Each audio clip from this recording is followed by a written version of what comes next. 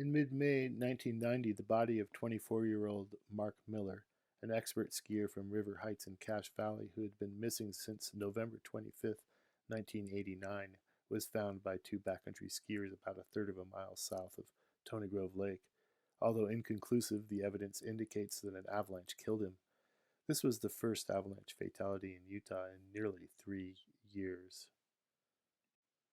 An accomplished skier, Mark Miller frequented the Logan area backcountry and was known to ski extreme terrain like the cliffs on the backside of Beaver Mountain.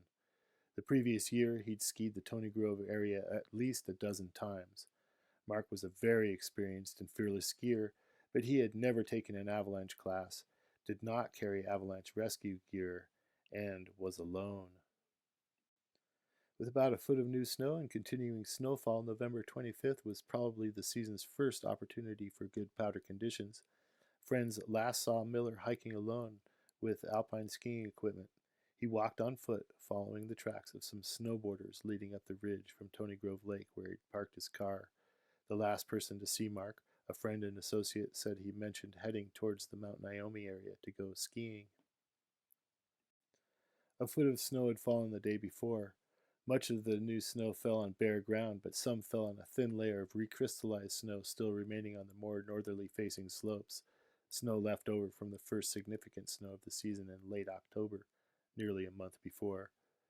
There was a break in the weather, with an incoming cold front promising prefrontal winds and snowfall to commence in the late afternoon. Miller did not return that evening. Two friends drove up to the Tony Grove Lake that night around midnight, found his car there, and searched for him with headlamps, following his tracks up a ridge south of Tony Grove Lake. But a large winter storm was arriving in the Logan area mountains, one of the largest of the season. They lost his tracks as they ascended the ridge due to new snow and increasing winds. The following morning, a small, hasty party on snowshoes searched through the blizzard with hazardous avalanche conditions, but they still found nothing. 2 days after the accident, larger search parties searched the area and continued for over a week, with nearly 100 searchers at one point. One searcher with trained rescue dogs said that the dogs seemed to indicate near the slope where he was eventually found, but the owners wisely called them back, as it was a hazardous avalanche path loading up rapidly during the storm.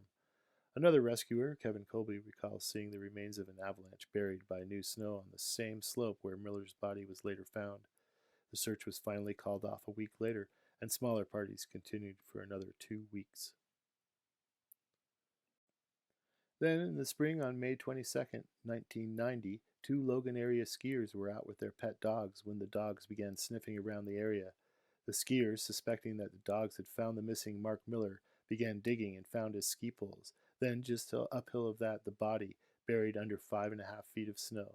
They went to notify the sheriff.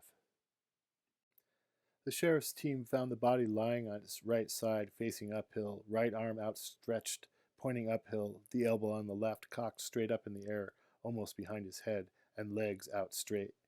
He still wore a hat and sunglasses.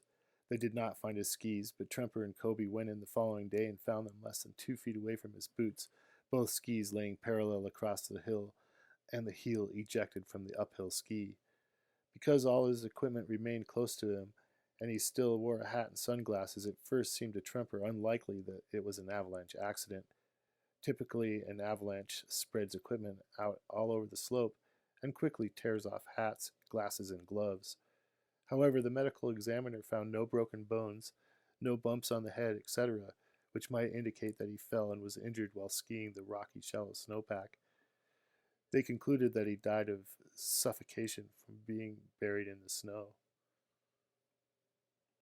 In his report, Bruce Tremper wrote, "So perhaps the best conclusion is that he was pushed over in place by a fairly small avalanche and died of asphyxiation. He obviously did not ride the slide very far, as it would have spread his equipment out more. Bruce believes that he must have been near where he was found when he triggered a small slide that came down from above, knocking him down, and buried him. After that, the storm laid down a few feet of new snow, which kept rescuers from finding him until spring. Tremper's report concludes that this is most likely an avalanche fatality, but not unquestionably so." Tremper asks how this accident could have been avoided. First, if he had had more avalanche knowledge. He had taken no classes.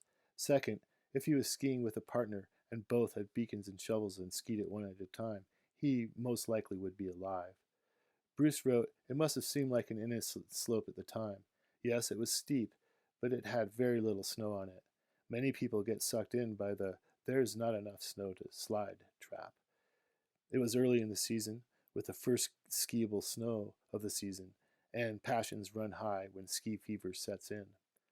The tragedy of this accident resembles most others in that it was easily avoidable."